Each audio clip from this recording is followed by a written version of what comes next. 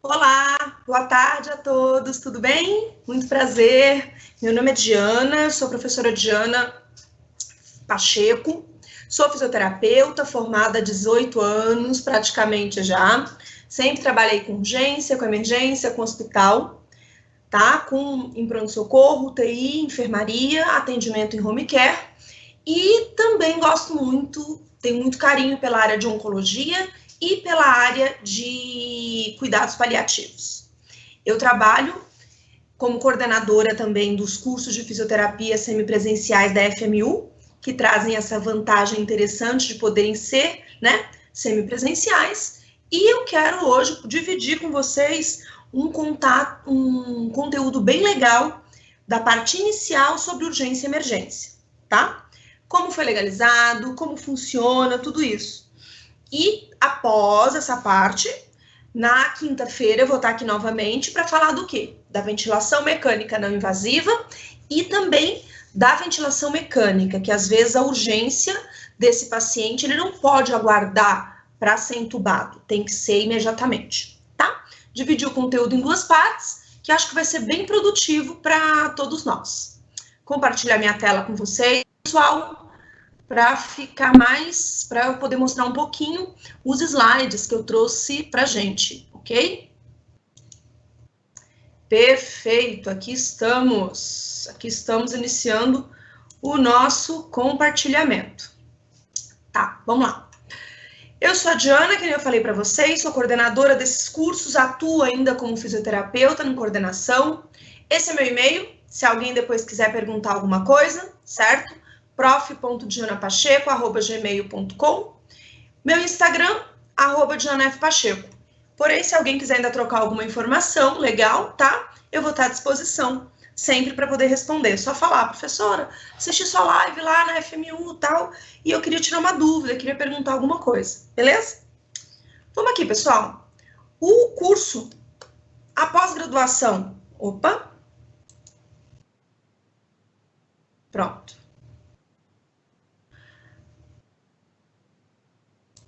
Só um minuto, por favor, pessoal, não está compartilhando aqui certinho. A pós-graduação, pessoal, em urgência e emergência, certo? Para o fisioterapeuta, foi regulamentada e aceita como uma pós-graduação como uma coisa nova. Foi agora, em janeiro de 2019, tem um ano e pouquinho. Antes, o pessoal ficava confuso e colocava aquelas coisas assim.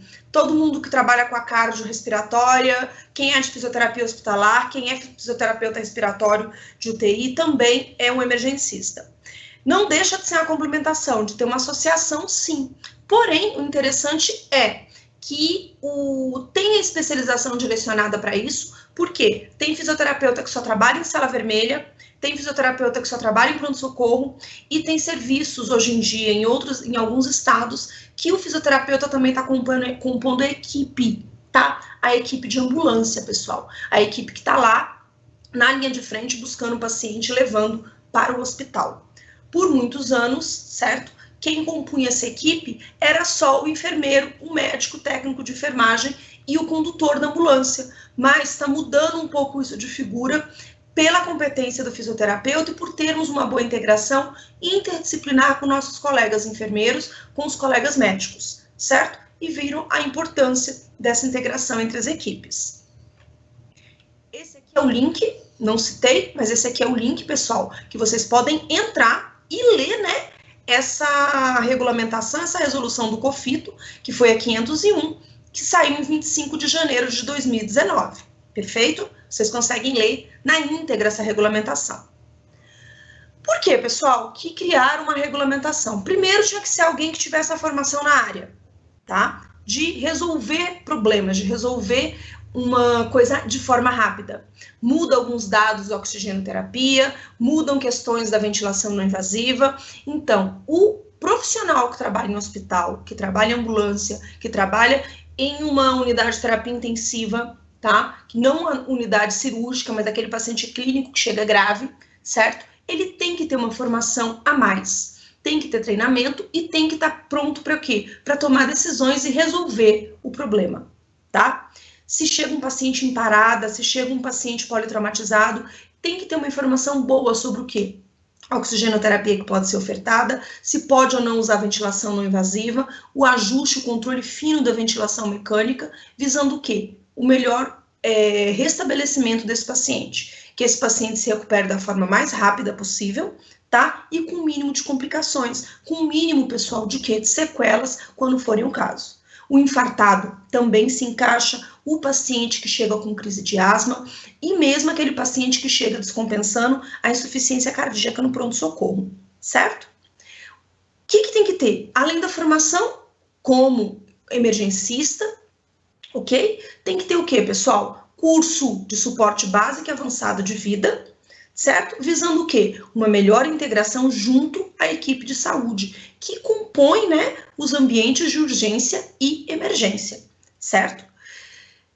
Tem que entender bastante, pessoal, de ventilação mecânica não invasiva, as interfaces que são utilizadas, o controle que tem que ser da questão aguda, as soluções agudas para esse paciente, visando, como eu já falei, minimizar os danos que ele possa ter, e se você tem um bom preparo nessa área, também oferecer o melhor atendimento, o melhor cuidado possível para a população que vai necessitar de um atendimento de urgência e emergência.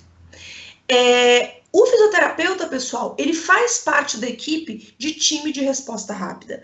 A resolução que eu trouxe do COFITO e também o próprio Ministério da Saúde aceita que nós somos membros do quê? Do time de resposta rápida, certo? Não significa que seja só do fisioterapeuta uma certa situação, só de um ou outro profissional. Não, significa que nós temos um grupo de profissionais da saúde com interesse no quê? Em salvar a vida daquele paciente, em reverter um quadro de uma parada respiratória, certo? Em reverter uma crise de asma grave, tá? E com isso, pessoal, minimizar o quê? Tempo de internação, minimizar, como eu já citei, as complicações, minimizar os problemas que esse paciente possa ter, certo? E mesmo em alguns casos, evitar. Às vezes o paciente chega no pronto-socorro, nós conseguimos reverter um quadro de dispneia, um quadro de um problema respiratório, e esse paciente não vai para a UTI, vai para a enfermaria, compensa, melhora e retorna para casa, certo?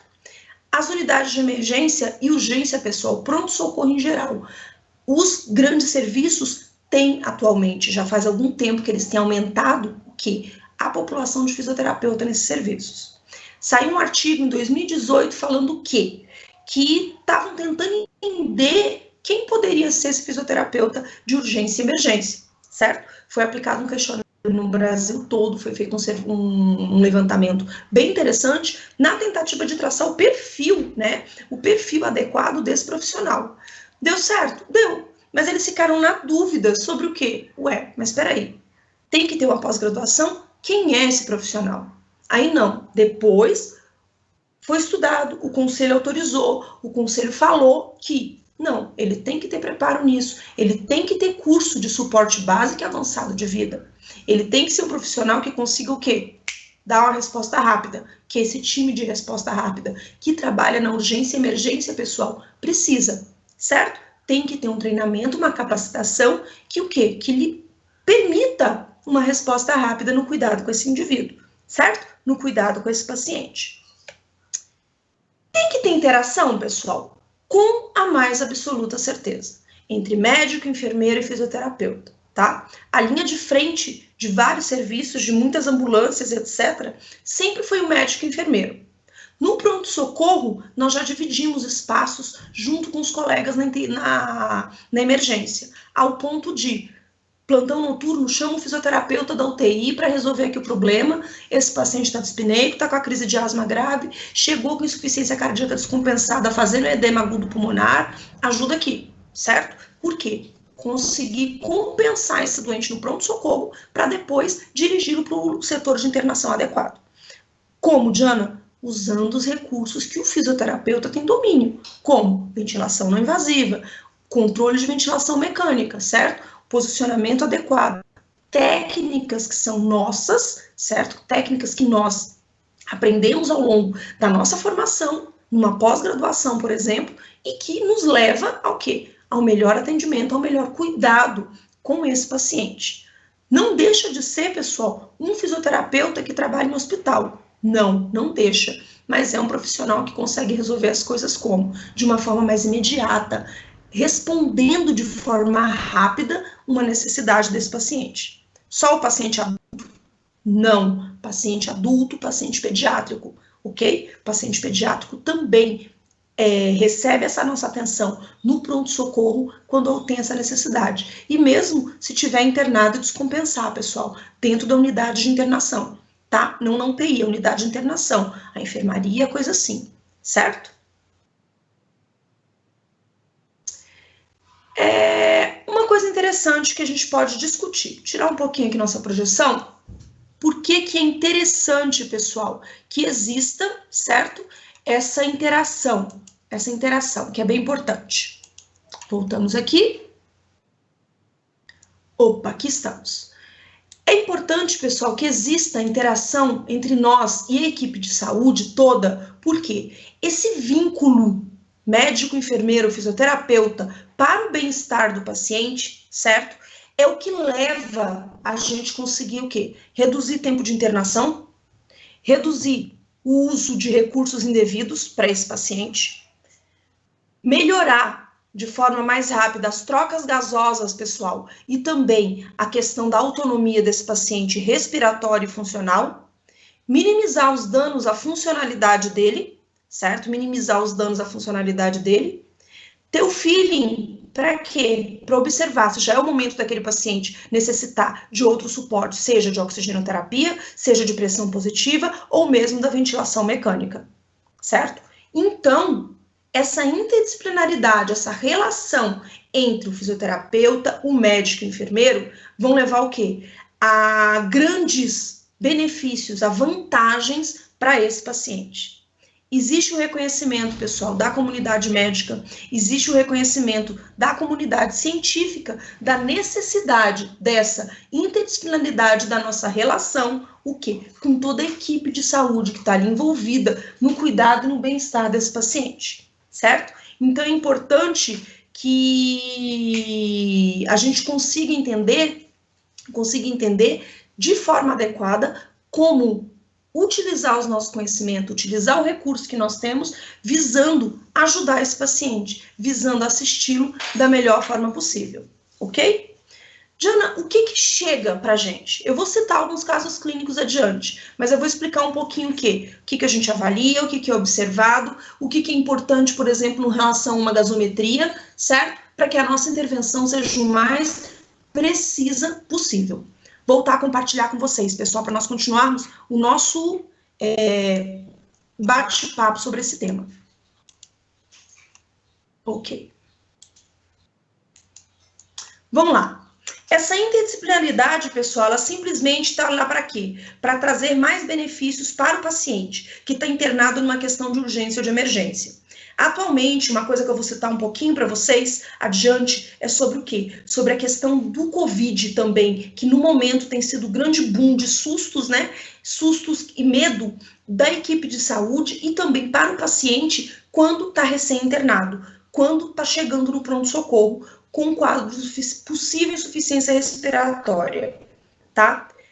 As internações, pessoal, quando passa por uma equipe que tem essa interação com o fisioterapeuta também compondo, essa equipe de pronto-socorro, essa equipe de urgência e emergência, acontece o quê? O paciente interna com uma gravidade minimizada. Quando essa gravidade é minimizada, o tempo dele de internação é menor.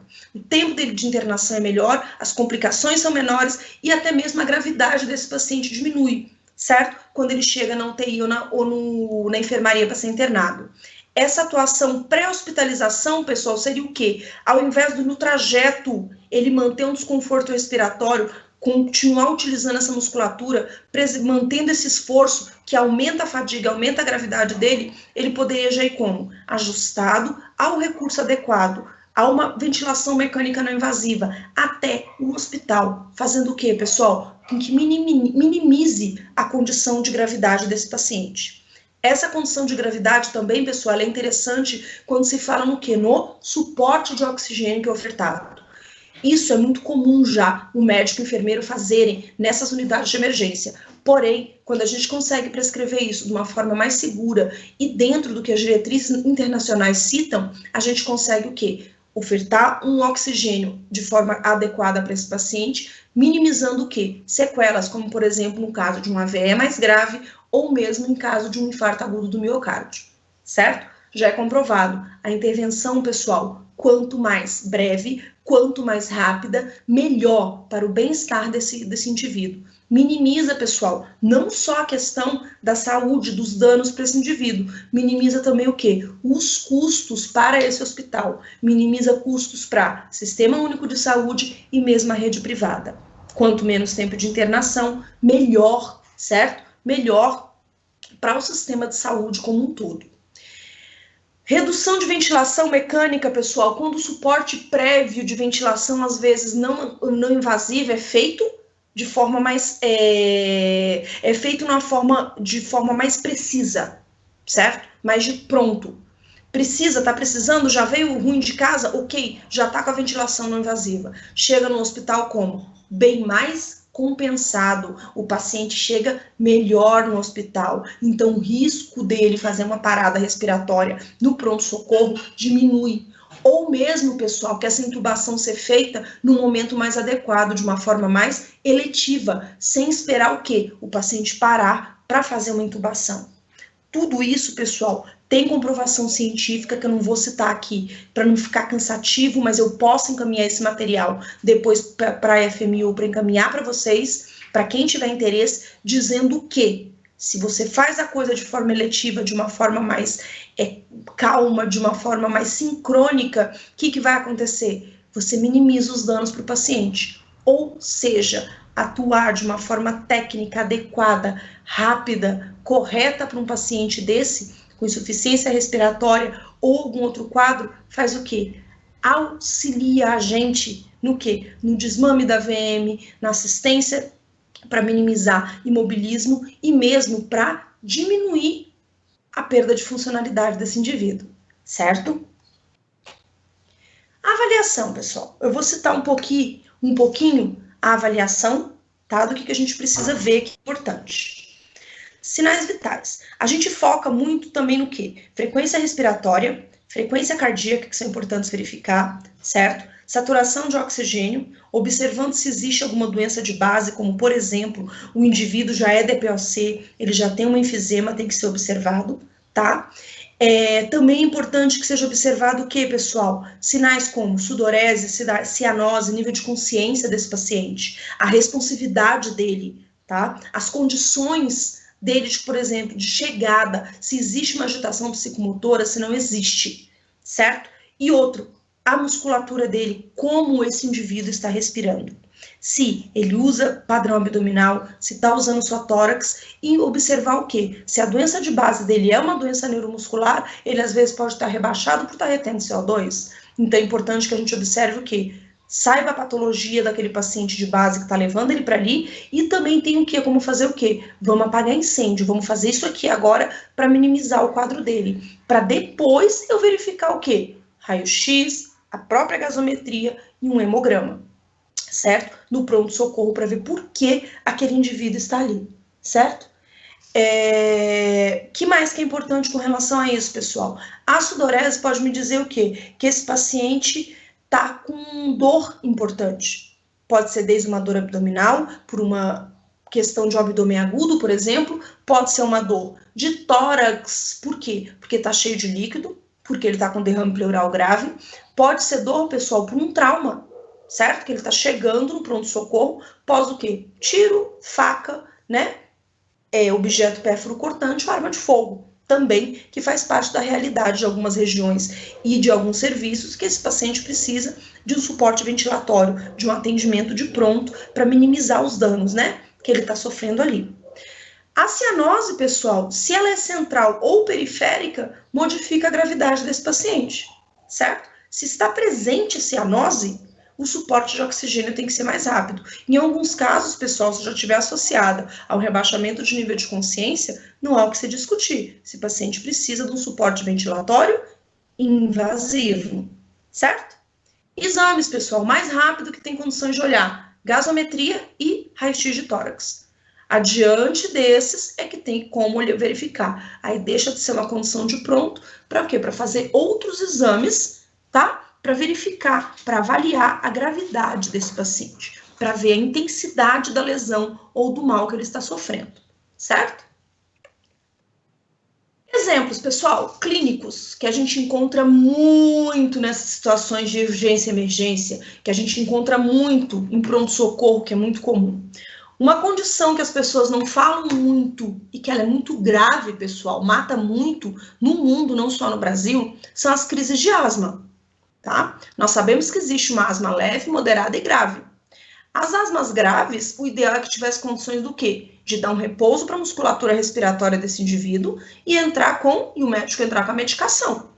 O repouso, pessoal, da musculatura respiratória, nós conseguimos com o quê? Com a ventilação não invasiva, certo? Suporte de oxigênio adianta? Tem que avaliar o quê, pessoal? De uma forma muito rápida, quando você vai ofertar um recurso para o paciente. Se existe ou não, né, algum problema na troca gasosa, certo? Quando tem asma, tem problema de troca? Ah, não, peraí, Diana, é um problema de via aérea. Beleza. Se é de via aérea, às vezes é melhor manter essa via aérea estável, certo? E também fazer o quê, pessoal? Além de manter essa via aérea estável, certo? Manter o quê? Um bom fluxo de oxigênio, né? Manter esse paciente com uma boa ventilação para que ocorra a troca gasosa e mantenha ele bem. O suporte ventilatório não invasivo ajuda o quê? A estabilizar um pouco a musculatura desse paciente com asma, para que ele consiga sair da crise mais aguda e melhorando e conseguir dessa forma fazer o quê? Voltar para casa, certo? Sem às vezes não precisar, pessoal, de uma internação em uma terapia intensiva ou mesmo de suporte invasivo. O DPOC exacerbado.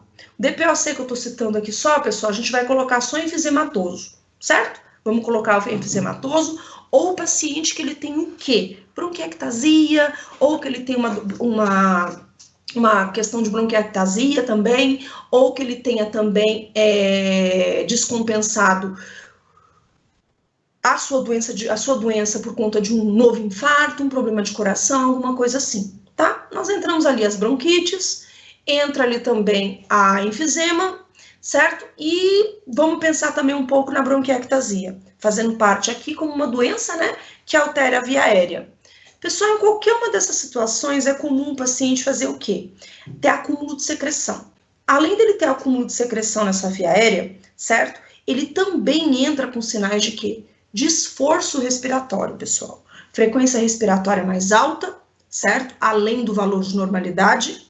Você observa um franco esforço da musculatura respiratória com uso de musculatura acessória, paciente respirando, utilizando ombro, utilizando o pescoço, abdômen, tudo ali movimentando, certo? A expiração que deveria ser passiva, fazendo força esse paciente precisando para respirar, tá? E nesses casos também, pessoal, pensa no quê? Suporte de oxigênio quando foi indicado, ou ainda um suporte de quê? Da ventilação não invasiva. Diana, não é todo mundo que sabe posicionar, colocar uma ventilação não invasiva no paciente. Concordo com vocês. Quem tem domínio dessas técnicas e desse cuidado, pessoal, é o fisioterapeuta, tá? E se na urgência e emergência você conseguir acudir o paciente, certo? Para conseguir colocar logo esse suporte para ele e ajudá-lo, certo? E ajudá-lo, você vai conseguir o quê, pessoal? Minimizar os males que poderiam acarretar de uma insuficiência respiratória que levasse uma parada respiratória. Por que, Diana, que seria interessante? Por exemplo, o enfisematoso nesse caso, pessoal, se ele evolui rápido para ventilação mecânica, o desmame dele é complicado, é pesado. Se acontece dele precisar ficar na ventilação por muito tempo, você pode acontecer o quê? Ter um paciente que ele vai ficar prolongadamente em suporte ventilatório e internado, tá? O edema agudo pulmonar, pessoal, ele pode ocorrer, às vezes, sem uma causa aparente e também pode ocorrer por uma descompensação do quê? Da função cardiogênica. É um caso, pessoal, que a ventilação não invasiva está super bem indicada, certo? E vai fazer o quê? Com a ajuda do diurético e às vezes também drogas que ajudem esse coração a bater melhor, vai fazer o quê? Pressurizar essa via aérea e tirar o líquido, pessoal, que está dentro dos alvéolos expulsando esse líquido para onde? De volta para o espaço intersticial de onde ele extravasou e conseguindo que esse paciente compense. Estou explicando de uma forma bem coloquial para todo mundo entender, para ter esse interesse maior sobre a urgência e emergência, tá? Alterações metabólicas, pessoal, também podem ser que a gente precise intervir. Um exemplo disso, pessoal, é o paciente fazer uma condição metabólica tão grave, certo? Uma acidose, coisa assim, tão grave, metabólica, que ele entra em quadro de insuficiência respiratória, certo? A descompensação renal, ou mesmo, pessoal, diabetes, pode levar a descompensações que evoluam de uma forma tão negativa que ele começa a fazer o quê? Uma descompensação da sua função pulmonar, certo? Ou mesmo descompensar a função cardíaca, quando já existe uma fragilidade. E se descompensa essa função cardíaca, não vai muito, a função pulmonar descompensa. Diana, resumindo isso para mim, me explicando, tudo isso pode levar à insuficiência respiratória? Sim. Isso quando o paciente já não chega em franca insuficiência respiratória, tá? Que ali a gente divide em tipo 1 e tipo 2, sendo a tipo 1 hipoxêmica, a tipo 2 hipoxêmica hipercápnica. Muito comum aonde, meninos? Nas doenças neuromusculares e no edema agudo pulmonar, quando já está ficando uma questão frequente mais grave, pode acontecer também no paciente com uma cardiopatia grave, certo? Foco na IR, meninos, na insuficiência respiratória. Por quê, pessoal? Às vezes só oferecer oxigênio resolve. Às vezes precisa de pressão positiva. Os dois podem utilizar pressão. E aqui nada impede que se use a pressão positiva também com suporte de oxigênio. É uma avaliação que você faz beira-leito no pronto-socorro com esse paciente. Diana, ainda não chegou a gasometria. Ok, ainda não chegou a gasometria, porém, se a oximetria dele não está adequada, você vai trabalhando com essa oximetria até que você tenha a gasometria. E o suporte, esse suporte no pronto-socorro, pessoal, não é um suporte que vai devagarinho, vai progredindo, não. Dá um suporte alto, compensa o paciente e depois pensa em desmame. Certo? Tem que resolver. Uma coisa que está ocorrendo muito no momento, Covid-19, certo? Ele faz insuficiência respiratória, tem vários mecanismos de explicação e estão existindo o quê, pessoal? Cuidados que o fisioterapeuta está tendo que tomar, caso esteja na linha de frente no pronto-socorro, ok? Esses cuidados, pessoal, já foram publicados pela Sobrafir, certo? Associação Brasileira de Fisioterapia Respiratória, que tem todas as áreas direcionadas a cardiovascular, cardiopulmonar e a parte só de reabilitação também pulmonar, adulto e pediátrica, sobre a FIR, que direciona, né, várias coisas no nosso país. E eles trouxeram já recomendações, eu vou explicar um pouquinho disso para vocês, certo? Deixa eu voltar aqui novamente um pouquinho, sem a projeção, para explicar primeiro um pouquinho em que contexto nós estamos inseridos. Pessoal, no momento, como é que está essa inserção da gente? Nós estamos inseridos em um cenário mundial de uma pandemia. No Brasil, os locais, as profissões que foram autorizadas voltar a estudar, voltar ao estágio e dar continuidade no seu curso superior foi fisioterapia, enfermagem, os 2 últimos anos de medicina e farmácia. Por quê? São linha de frente no combate ao Covid, certo? Fisioterapia, último ano, enfermagem, último ano, farmácia, último ano, certo? Dessa forma, os alunos do último período tiveram como dar continuidade aos seus estágios, desde que sejam em áreas que tenha necessidade de atendimento, de ajuda para o paciente com Covid, certo? Quem foi, Diana, que baixou esse decreto? Ministério da Educação e Ministério da Saúde. Os dois em conjunto, certo? Fizeram essa divulgação, esse documento, né, para a saúde no nosso país.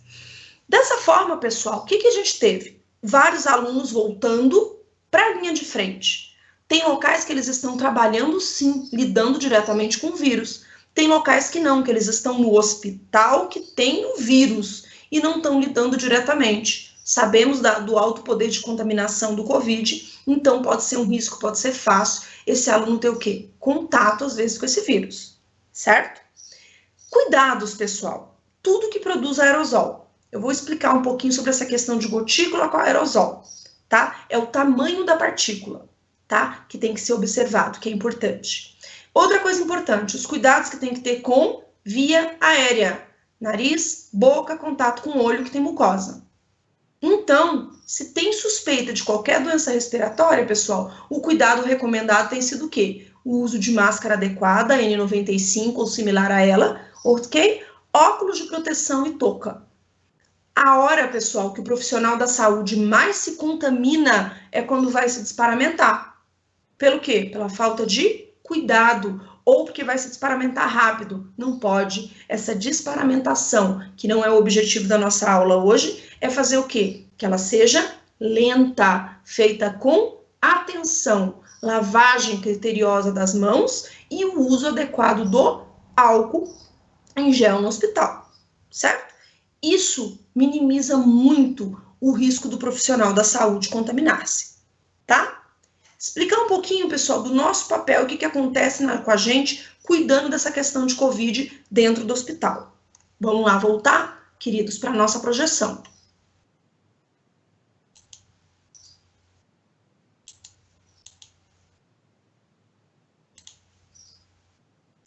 Aí, lá vamos nós. Onde nós ajudamos, pessoal? O fisioterapeuta é profissional de linha de frente para estar ali junto ao paciente, junto à equipe de saúde, no momento da insuficiência respiratória. O COVID, ele faz uma insuficiência respiratória hipoxêmica, com mecanismos que todos explicam, pode ser pela pneumonia grave que ele desenvolve, certo? E ainda tem um problema que tem falado do quê? De coagulação, alterações que ocorrem no pulmão desse paciente quando ele tem esse vírus, tá? Falam que tudo que nós formos usar tem que evitar aerosóis. Por quê, pessoal? Porque são partículas muito pequenininhas, menor que 5 micrômetros, e que atravessam com facilidade, certo? Tecidos simples, como, por exemplo, sua máscara cirúrgica. Então, é importante utilizar qual? A N95, mesmo que você use a máscara cirúrgica por cima dessa N95, porque a N95 não é substituída com um único uso, certo? E também utilizar o que, pessoal, que é importante? Óculos de proteção ou a shield face, tá? Que é aquele óculosão grandão, assim, que não é nem um óculos, é uma proteção no rosto. Parece uma tiara deitada que põe assim na cabeça e protege o rosto inteiro. Ou o óculos de proteção. É importante que o cabelo fique protegido? Sim, utilizar touca nesse cabelo. E o contato ser feito com luva e capote, tá? Dessa forma que tem que ser feito. Como é que evita, Diana, a produção de aerossóis para esse paciente se for ofertar oxigênio? Ou máscara de reinalação ou o catéter nasal. São as formas que o pessoal tem mais indicado e comentado para esse uso, tá? Se o paciente chega em insuficiência respiratória, pessoal, com a frequência, com a saturação de oxigênio menor que 94, é interessante que seja feito o quê? Ofertar o suporte ventilatório para aumentar, tá? E já é indicação, segundo algumas associações nacionais, o que? Se a saturação do paciente cair abaixo de 90 e ele tiver com a frequência respiratória maior que 26, já é indicação de ventilação mecânica. Diana, e a ventilação mecânica não invasiva? O que tem escrito? O que tem falado? Tem evitado, o pessoal tem evitado, pessoal. Por que tem evitado? Porque ela é uma forma fácil de contaminação do profissional da saúde, certo? Ela é uma forma fácil de contaminação e não tem uma resposta tão boa, tá? Do pulmão quando tem, por exemplo, para outros casos, certo?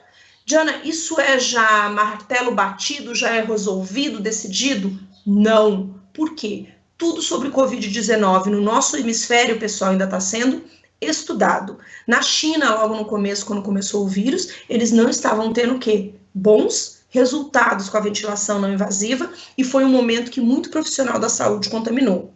Se contaminar um monte de gente, pessoal, a equipe de saúde vai ficar sem o quê? Sem gente para trabalhar na linha de frente, sem gente para estar ali na urgência e emergência.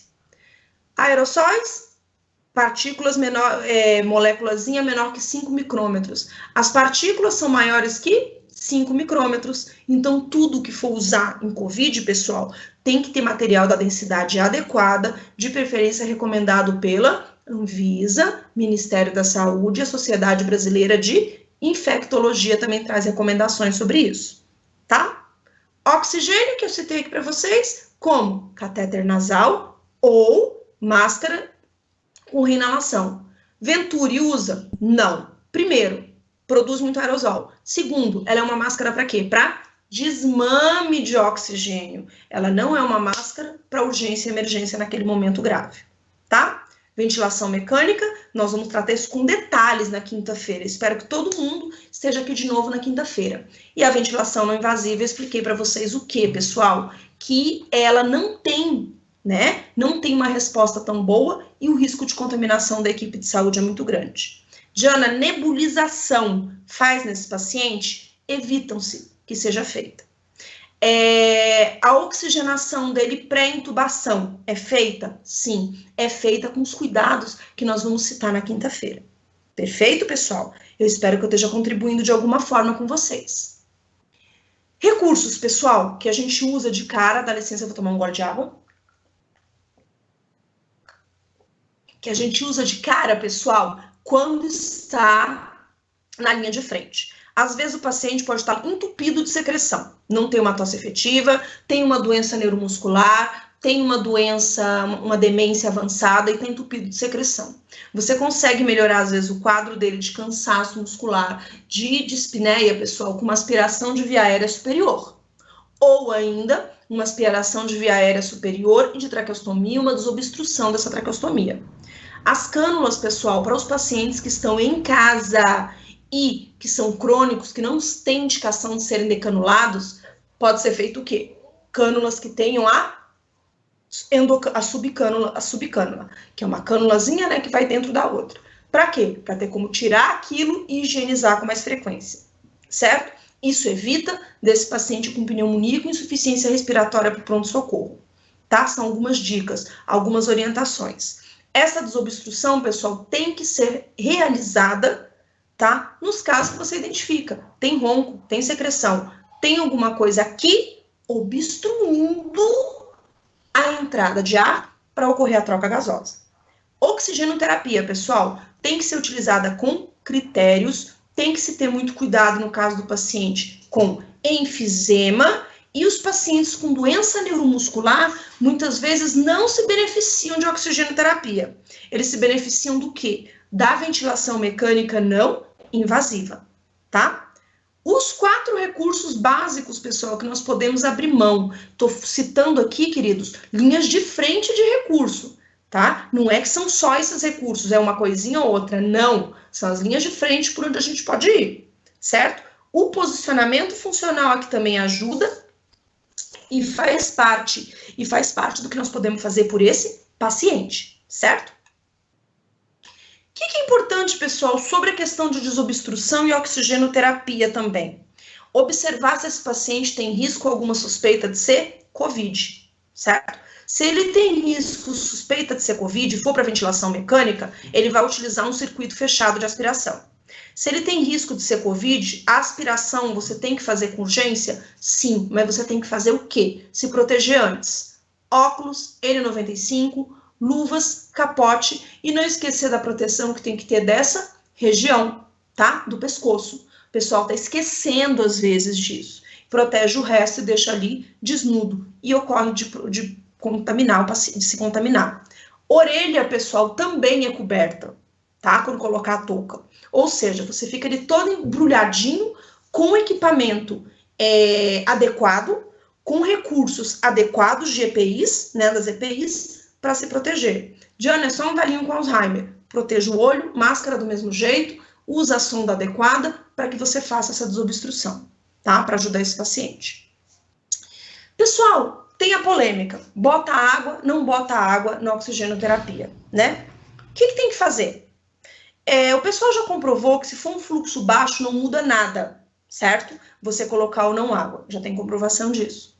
As pessoas têm aquele negócio, vai ressecar muito via aérea, vai machucar, etc. Não é bem assim, certo? Às vezes não tem indicação de se usar água ali, ok? E o fluxo muito alto, dependendo se tiver muita água dentro do recipiente, coisa assim, corre o risco, inclusive, de fazer broncoaspiração nesse paciente, certo? Abrindo um parêntese sobre broncoaspiração, pronto-socorro é muito comum chegar a pacientes com broncoaspiração, fazendo insuficiência respiratória aguda, certo? Doença neuromuscular, Alzheimer avançado, criança com doença neuromuscular, certo? E qualquer grupo de paciente que apresente o quê? Disfagia, tá, pessoal? Uma disfagia leve ou grave. Beleza? Ventilação mecânica não invasiva, interface utilizada em pronto-socorro. Adulto, máscara, né? Nasofacial, ou a máscara a full face. No Brasil tem essas. Tem outra máscara que ela é utilizada, que cobre toda a cabeça e fecha, que ela é usada fora do Brasil, que essa é que eles recomendam para o COVID, tá? Como não tem no Brasil, não tem como recomendar para o nosso pessoal aqui, certo? A ventilação mecânica, pessoal, na urgência e emergência, eu vou citar para vocês coisas interessantes na quinta-feira, certo? Aqui de novo às 17 horas, tá? Aqui de novo às 17 horas, recursos interessantes da ventilação mecânica invasiva. O que tem que ser feito, os cuidados que existem para a COVID, certo? E o básico do que traz a Sociedade Brasileira de Terapia Intensiva e a Sociedade de Pneumo, falando sobre as diretrizes disso, dizendo, na emergência entuba assim, na emergência é feito assim, certo? Do que a gente põe de parâmetro, visando o quê? Que esse paciente se mantenha bem, beleza? Não só o que coloca de parâmetro, né, pessoal? O que tem que ter de montagem naquele equipamento, naquele recurso, para atender o nosso paciente. Lembrando que o recurso dentro da ambulância é um, o recurso do hospital é outro, e o recurso que estava dentro da casa do paciente, antes dele passar mal e precisar ir para o pronto-socorro, era outro. Beleza? Pessoal, seguinte, quinta, ok? Eu vou falar do quê? A gente vai falar do quê? De casos clínicos e pensar no que é na ventilação mecânica. Eu quero citar vários casos clínicos e fazer uma discussão legal com vocês sobre isso, certo? Da ventilação mecânica não invasiva. Eu vou tentar trabalhar isso mais próximos com situações reais, inserindo a VM e a VNI, tá? Diana, o paciente chega com traque, insuficiência respiratória, uma traco de PVC. Se precisa de VM, o que você vai fazer? Ligar, testar o equipamento, eu vou citar, explicar isso melhor para vocês e acoplar o paciente, pronto, acabou. Se for por tubo, aí são outros 500, tá? Até o tamanho, pessoal, da sonda com relação ao tubo, tem todo um cuidado se precisar aspirar e etc, assim como é pela traqueostomia. Beleza? Pessoal, eu agradeço muito a presença de vocês, todos que estão aí que assistiram. Qualquer coisa, façam contato pelo meu Instagram, coisa assim, ou pelo site da pós da FMU, ok? Não esquecendo que é muito legal poder fazer um estudo EAD ou semipresencial. A proposta semipresencial é a que melhor se encaixa, tá? No caso de necessidade de programação de horário de estudo, localização de onde você mora e podendo, por exemplo, ir poucas vezes ao local que é a pós-graduação, tá? Se encaixa muito bem, você tem que ter disciplina nos estudos, ser organizado, mas corre tudo muito bem e compensa demais, tá? Eu me deixo sempre à disposição, caso alguém precise tirar alguma dúvida, alguém que queira bater um papo ainda sobre o assunto, certo? E precisando de alguma coisa, eu estou aqui, certo? Eu estou aqui para esclarecer dúvidas para vocês, para ajudar vocês no que for necessário. Tudo bem? Eu acho que eu me despeço aqui, ok? Me despeço aqui com uma alegria muito grande de ter batido esse papo com vocês, certo? Vamos estudar, pessoal, vamos nos capacitar. Nos capacitando com pós-graduação, com prova de titulação e etc., é que nós conseguimos o melhor reconhecimento profissional. É que nós conseguimos o quê, pessoal? Ser melhor respeitados profissionalmente, tá? Aparece lá de vez em quando no Insta, professora